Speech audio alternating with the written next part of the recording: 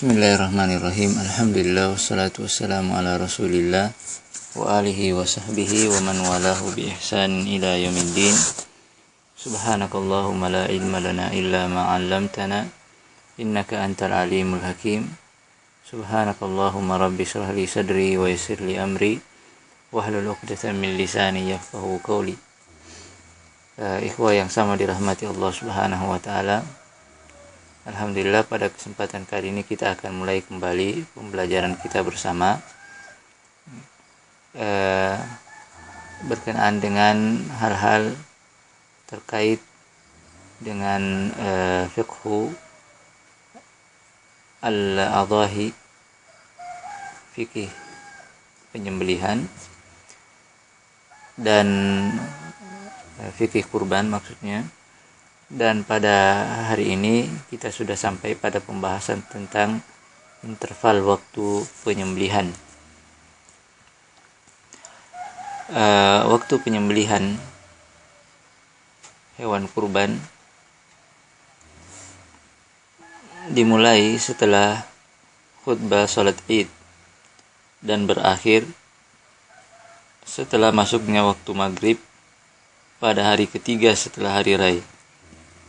Rasulullah Shallallahu Alaihi Wasallam bersabda berkenaan dengan ini, ayyamu mina ayyamu aklin wa syurbin wa dzikrillah. Beliau mengatakan bahwa ayyamu mina, hari-hari Mina itu hari ke-11, 12 dan 13 di bulan Zulhijjah adalah hari-hari makan, minum dan hari-hari berzikir, dan masuk dalam kategori berzikir adalah menyembelih. Ini sebagaimana yang hadis ini diriwayatkan oleh Al-Imam Ibnu Majah.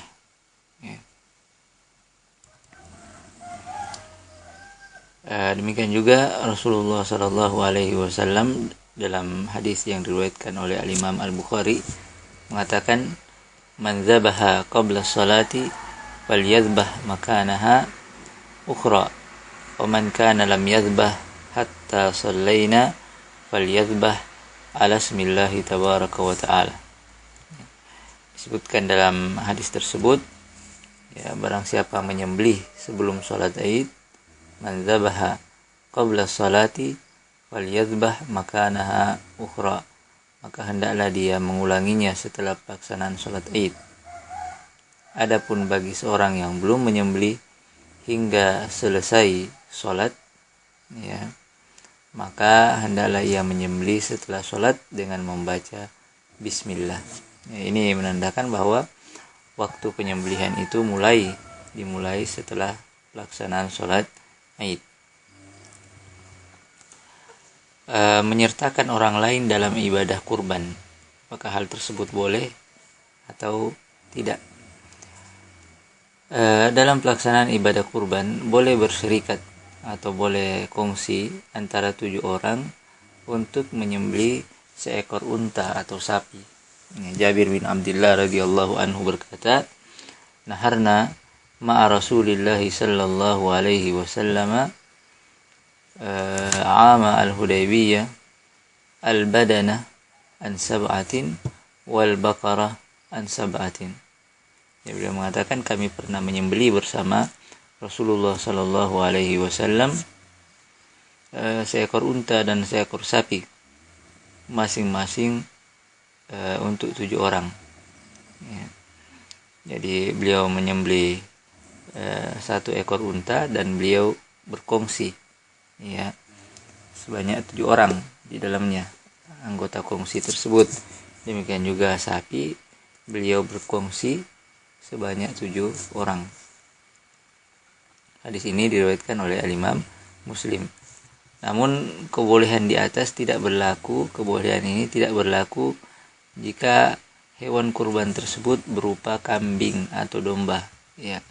Bila hewan kurban berupa kambing atau domba, maka ketika itu boleh menyertakan keluarga atau siapa saja dalam kurban yang dilakukan. Maksudnya dalam niat. Karena disebutkan dalam sebuah riwayat pernah Rasulullah Shallallahu Alaihi Wasallam menyembelih dua ekor domba. Ya. Lantas beliau berkata pada salah satu domba yang disembelihnya, Allahumma hadza an Muhammadin wa an ali Muhammad. Ya Allah, kurban ini adalah untuk Muhammad dan keluarga dan untuk keluarga Muhammad alaihi salatu wassalam. Kemudian pada hewan yang kedua beliau mengatakan, Allahumma hadza an ummati liman syahida laka bitauhidi wa syahida li bil balag. Dia mengatakan, ya Allah, kurban ini adalah untuk umatku yang mentauhidkanmu dan mempersaksikan kerasulanku, ya alaihi salatu wassalam. Hadis ini diriwayatkan oleh al-Imam At-Tabrani. Maka dari sini kita bisa melihat bahwasanya menyertakan anggota keluarga kita ketika kita berkurban, dalam niat maksudnya, ketika kita berkurban berupa menyembelih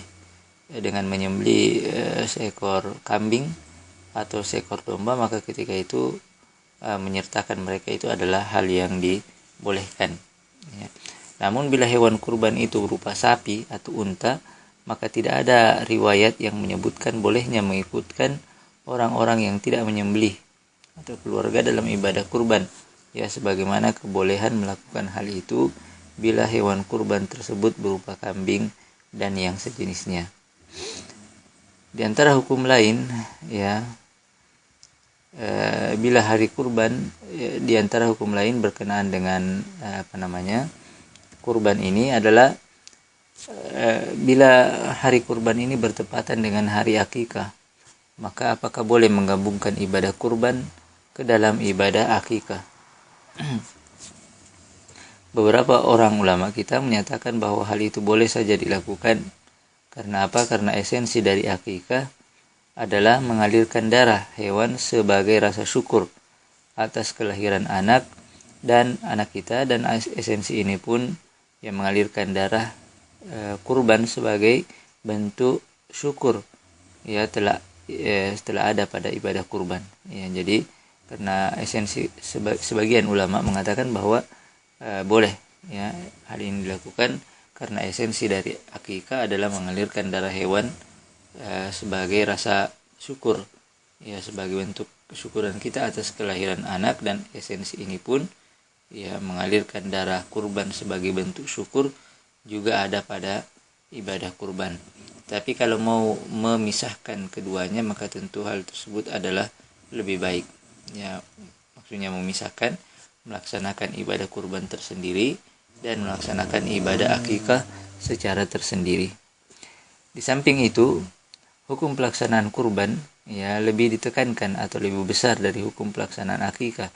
Olehnya boleh memasukkan atau menggabungkan pelaksanaan ibadah yang lebih kecil ke dalam pelaksanaan ibadah yang lebih besar. Ya. Namun jika masing-masing ibadah tersebut dilakukan secara terpisah sebagaimana yang tadi kita sebutkan, maka tentu hal ini adalah lebih utama. Bagaimana berutang untuk melakukan kurban? Bolehkah?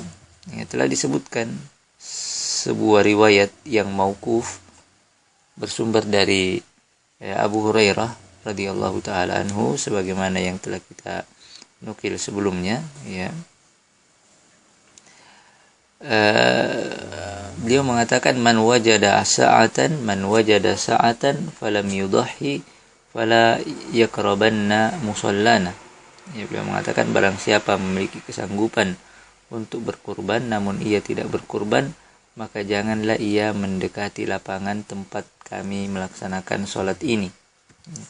Dari hadis ini diketahui bahwa salah satu syarat orang yang diperintahkan melakukan ibadah ini adalah orang-orang yang memiliki keluasan harta. Karenanya bukan merupakan hal yang dianjurkan untuk berutang demi melaksanakan ibadah ini.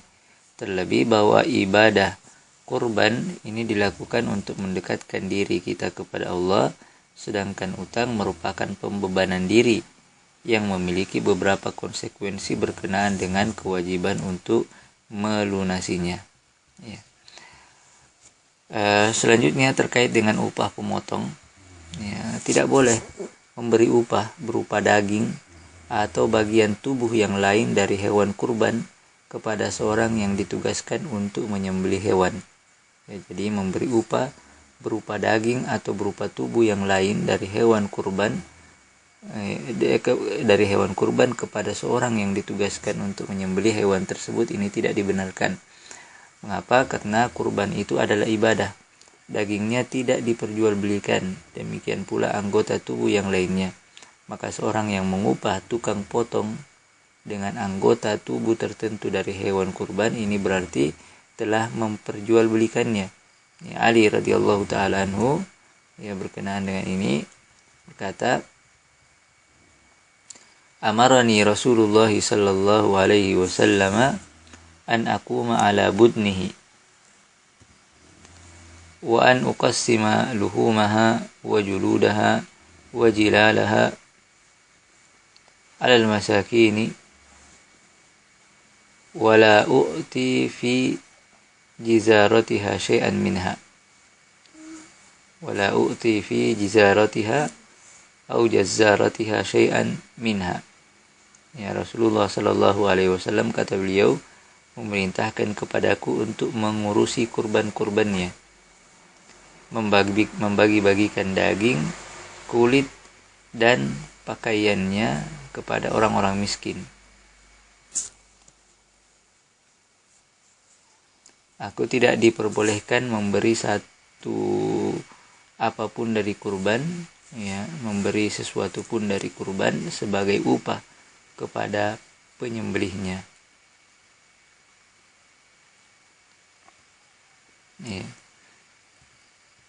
Hadis ini diriwayatkan oleh Al-Imam Al-Bukhari wa Al-Imam Muslim.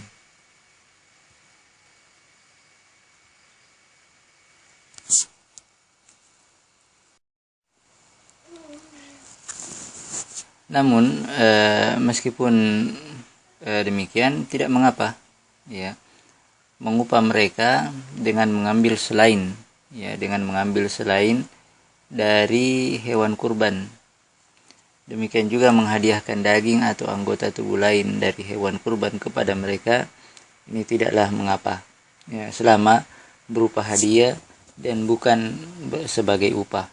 Tentunya kalau hadiah tidak ada penetapan berapa, berbeda dengan kalau itu dijadikan sebagai upah. Ini bisa kita lihat di dalam Taisirul Alam. Jadi inilah beberapa hukum berkenaan dengan ibadah yang mulia ini, dan kita berharap semoga Allah Subhanahu wa taala sekali lagi menyampaikan usia kita di bulan yang mulia ini, bulan Zulhijjah, agar kemudian kita bisa secara maksimal melaksanakan ibadah ketaatan kepada Allah Subhanahu wa taala di hari-hari mulia tersebut, di 10 hari awal, di 10 hari awal dari bulan Zulhijjah tersebut. Semoga kita bisa lebih maksimal melakukan ketaatan kepada Allah Subhanahu wa taala pada hari-hari tersebut, dan semoga Allah Subhanahu wa taala menerima amalan-amalan tersebut sebagai amalan soleh, yang tentunya akan bermanfaat bagi kita semua, ketika kita kembali kepada Allah Subhanahu wa taala. Sekira demikian, dan ana cukupkan. Subhanakallahumma bihamdik, asyhadu an la ilaha illa anta, astaghfiruka wa atubu ilaik. Walhamdulillahi rabbil alamin. Sallallahu ala Muhammadin wa alihi wa sahbihi wa sallam.